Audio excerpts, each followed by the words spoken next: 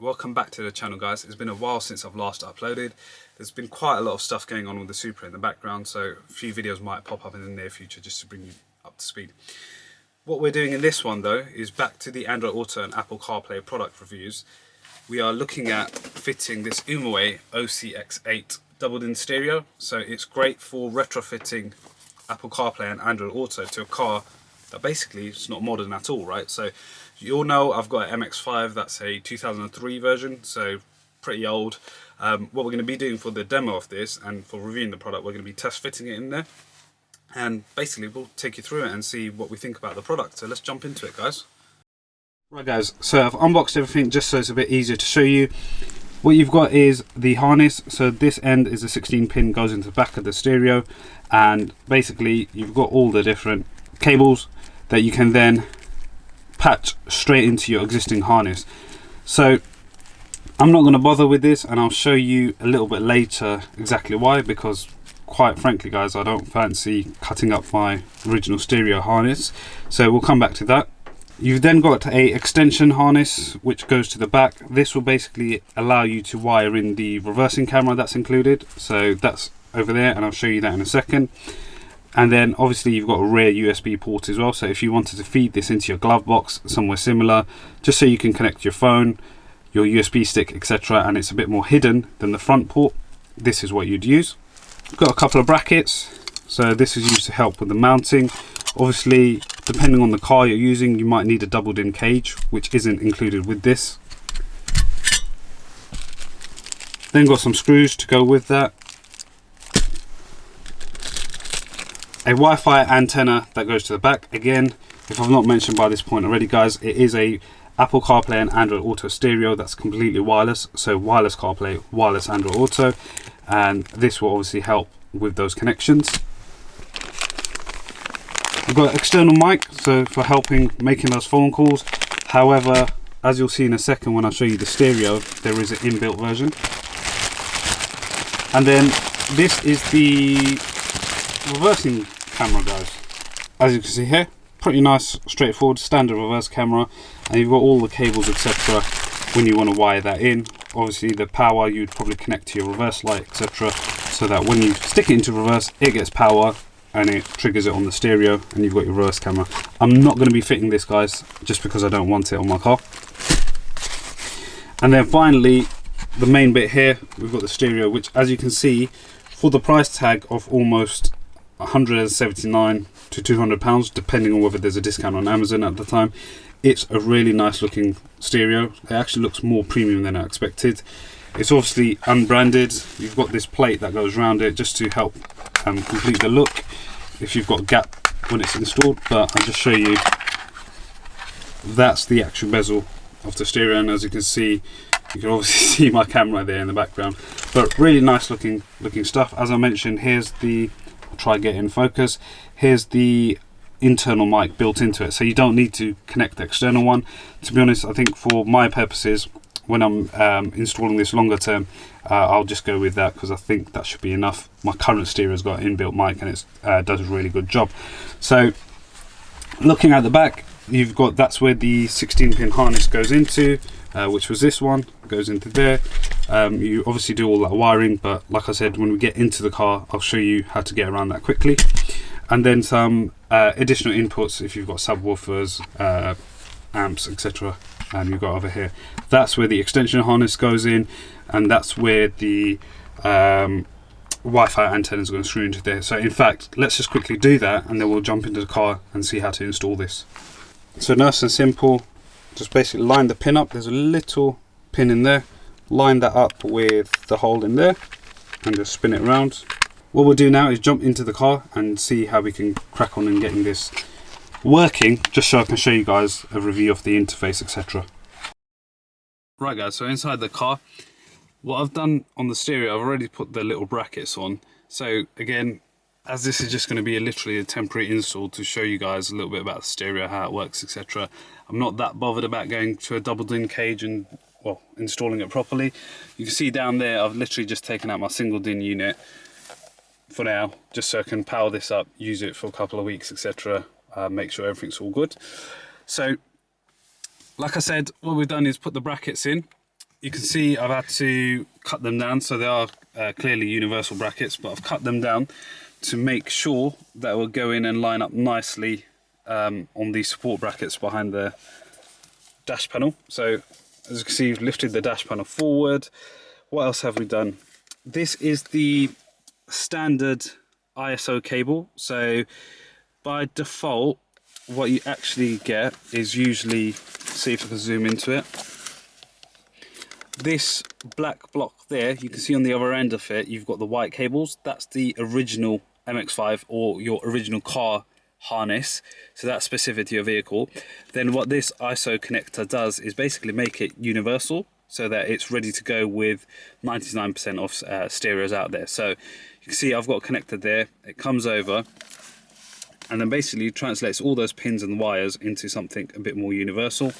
Now you'll remember I basically said I wasn't going to go down this route of chopping wires, etc. So this is what's supplied by the manufacturer of the stereo, but essentially what they want you to do, right, is cut this and join it to the cables. I'll put an arrow on screen, the cables going into the white end of that connector, so the factory harness. Obviously guys, that's messy, and yeah, you're definitely going to need professional help to get that done. Whereas if you just put the ISO connector, so that's Mazda to ISO, and then what I've managed to do is literally off Amazon, guys, for about 10 quid, buy an ISO to a 16-pin adapter. So this end will now go into the stereo, and that end will literally plug into my existing ISO connection that I've got there. Just to stress, if this is the first time you're installing these stereos on a car, you will need this specific one. So like for example, if you've got a Toyota, you'll need the Toyota to ISO, then an ISO to a 16-pin adapter. So again, I'll put the link in the description for this, as well as the stereo where you can find it. And basically guys, what we're going to do now is just connect everything up, put it in, make sure it's secure, put the facer back on, power it up, make sure we're good to go. One extra thing, you'll remember the extension harness I mentioned. So this is really if you want to put the reverse camera, etc. Like I said, I'm not going to be doing the reverse camera on this car, but I've fed this through. So nice and simple. You can see over there, if I can get it to focus properly, there's a nice little void there behind the glove box, right? So you can see here where my hand is, I've literally just threaded the cable through, and here you've got a USB port.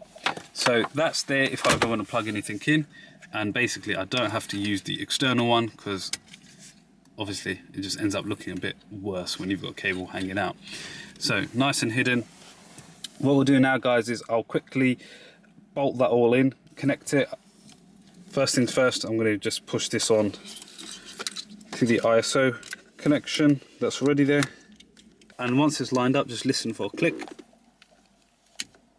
There you go, you've got your click there. That's it, as straightforward as these two go into the back of the stereo. You've also got your antenna cable as well, if you want to listen to a radio, etc. So I'm going to be plugging that in. This stereo unfortunately doesn't have DAB, so it will just, I guess, be an FM radio. We no longer need this factory wiring.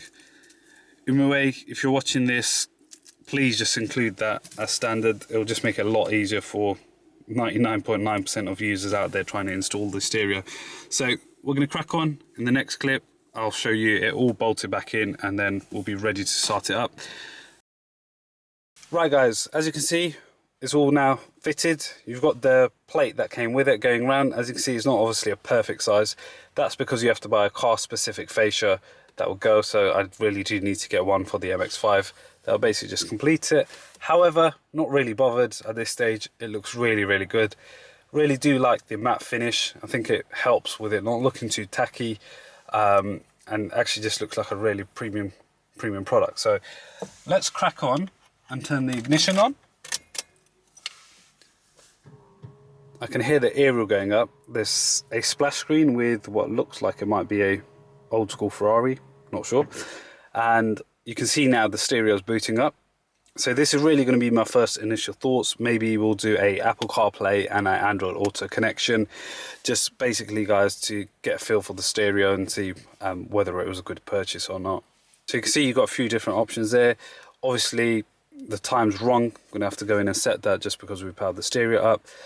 But the good thing is, straight away guys, it's shown its plug and play. The aerial went up as expected and everything's booted up as expected. Now what I'm going to check is just, I'm quickly going to flick the lights on the car up here so you can see on the stalk. And if I cover that there, you can see it's started flicking through the different lights. So I'm not sure why it's going in a random pattern, but let's just go in and change that quickly, and then we'll cover off some of the different options. So you go down to display, LED color, and I'm just going to say, right, we're not going to make it dynamic at all, and I'm just going to, oh, it's literally, you can change the color around like this. Pretty cool guys.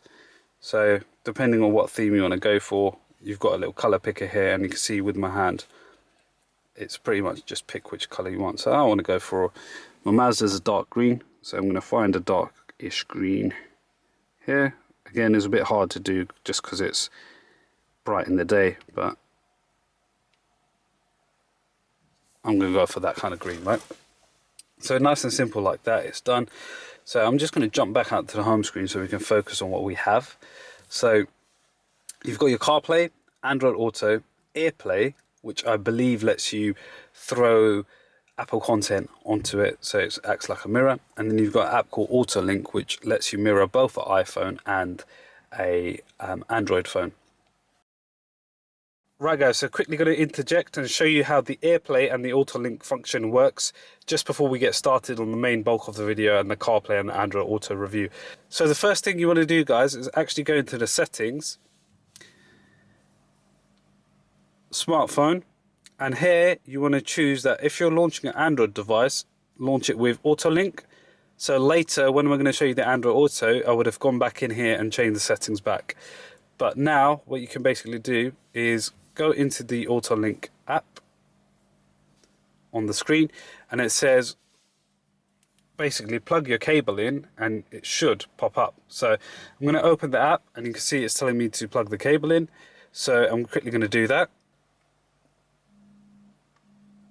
You can see grant permissions, right? So I'm going to press OK while using the app, allow, and start now. And what you can see behind, so it basically mirrors your screen exactly how you would expect. You can go in, use your browser, and if I flip sideways, you'll see it gets a bit bigger. And what you can actually do if you really want to is use the control on here. So you can go in there, start typing. So if I just go to Google, so you can actually use it. All the time, the phone's obviously still running down here and it's connected. So that gives you a quick look at how the AutoLink works, and now we'll show you how to use Apple Airplay. Right, so with the Airplay, what you're going to do is a similar thing. Click into it, it gives you a bit of instructions. So connect to the Wi-Fi named CP_A. So let's just go in, look at the Wi-Fi, try find it, and literally punch in the password, which looks like it's 8 8s.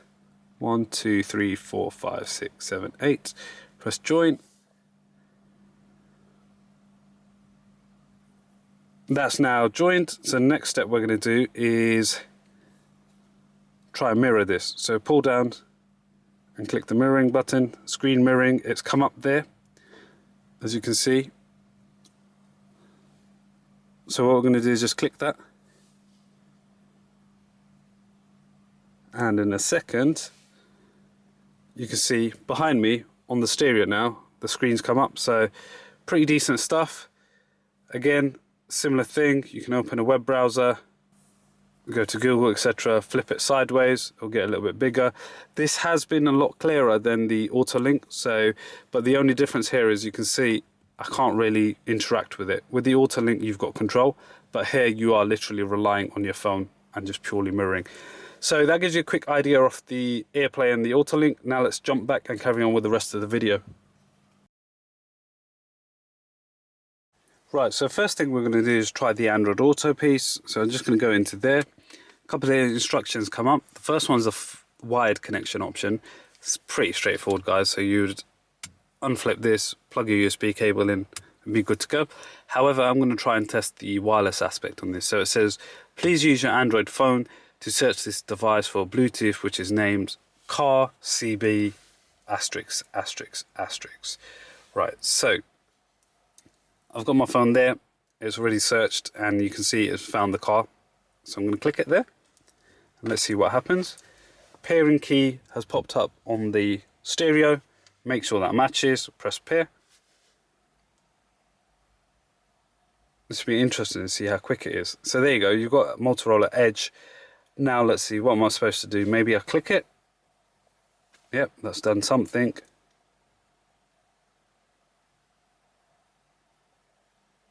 And there you go, you can see it's loading and my phone's come up with the Android Auto. And what you can see, guys, I'll just move the maps away, is basically phone's not connected, well it is wirelessly, and the stereo is fully functioning. So pretty good stuff. I mean, what would be good is to see how good the voice recognition is at this point. So like we mentioned in the start of the video, I've not connected the external microphone, which requires another wire, and then you usually come and place it on top of your steering wheel. I've gone with the inbuilt one. So let's just see how good the recognition is on this. What's the weather like in London? Right now in London, United Kingdom, it's 10 degrees and partly cloudy. Today, it'll be partly cloudy, with a forecast high of 11 and a low of 1. By the way, next time you can also press and hold the mic button on your steering wheel to ask me anything.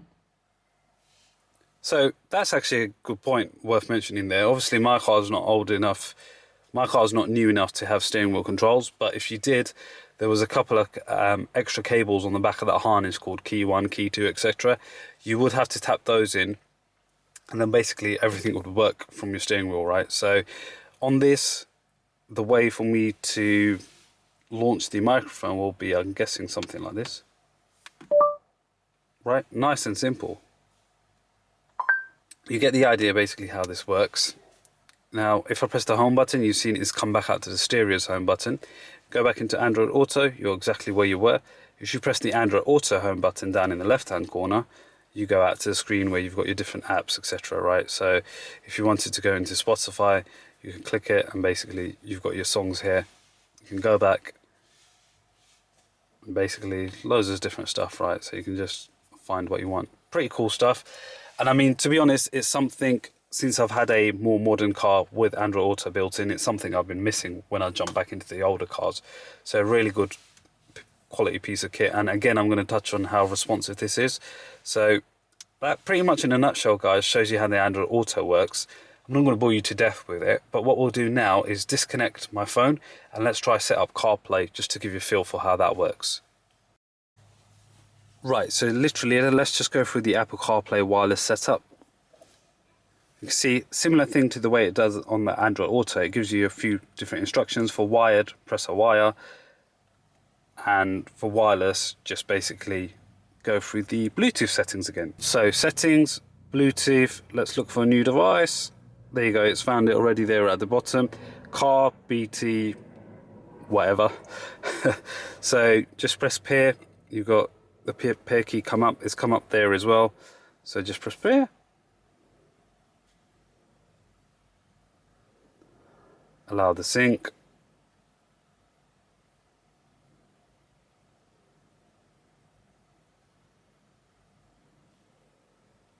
And there you go, it's up there and it's connected, right? So you've seen there it's flicked onto Apple CarPlay. It looks really, really cool, guys. Pretty nice and straightforward. So what I'll do is just scroll over, show you some of the different apps, etc. But I'm just going to go into Apple Maps just to show you different feels. So you can see the screen's nice and responsive again, even on the Apple CarPlay side of things. Now you should be able to use Siri in pretty much the same way as I did with the Google Assistant. So let's just ask Siri the weather. One tap. What's the weather like today, Siri? It's currently partly cloudy and 11 degrees. Expect cloudy skies starting in the morning. Temperatures will be fairly consistent, averaging about 6 degrees, according to the Weather Channel. I think that's the last time I'm going to ask Siri for weather advice. That was way too much detail. But But yeah, so I mean, it gives you a feel for it, guys. Obviously, the music aspect works as you would just expect as normal. I'm not going to play any music on this video because YouTube then does risk muting all the rest of the audio in the video. But you get the idea. It will basically play all the sounds, etc. And it's pretty good stuff. So again, to jump back out to the main home screen, you press the home screen out there.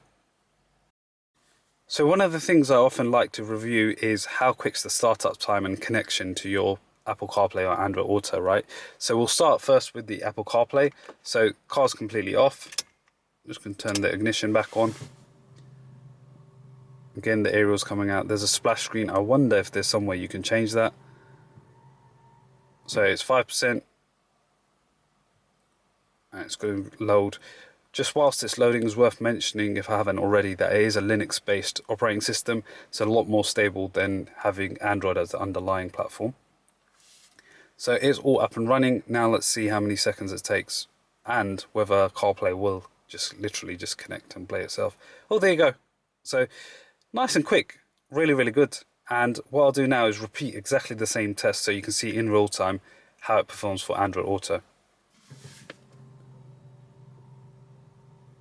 Again, it's just giving you a good feel for the full boot up time from the moment it starts loading its operating system to the moment that Android Auto will now connect.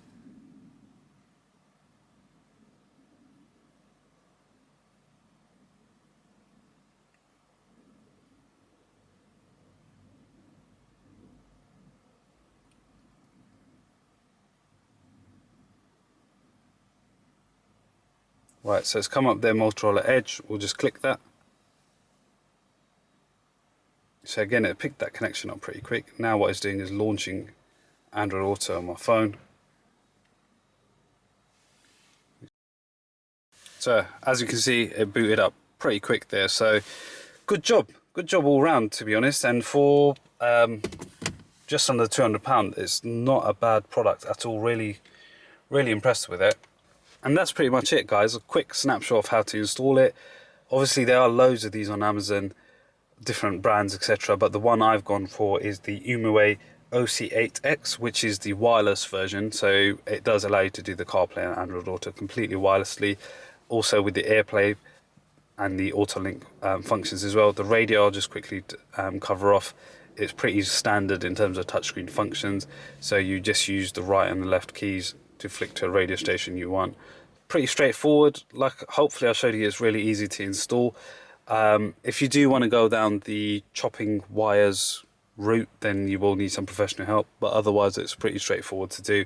Like I said, as long as you've got the ISO connections, which I will link down in the description. I'm happy with this purchase. It's given me a way to get Apple CarPlay and Android Auto on a really old car. I am going to be pulling this out at some point when I get my Supra back and putting it in there and installing it properly, so it's more long term. So there you go, guys. This is how you get CarPlay and Android Auto completely wireless running in your car. So hope you've enjoyed that video. Leave a comment down below what you think, and we'll see you in the next one.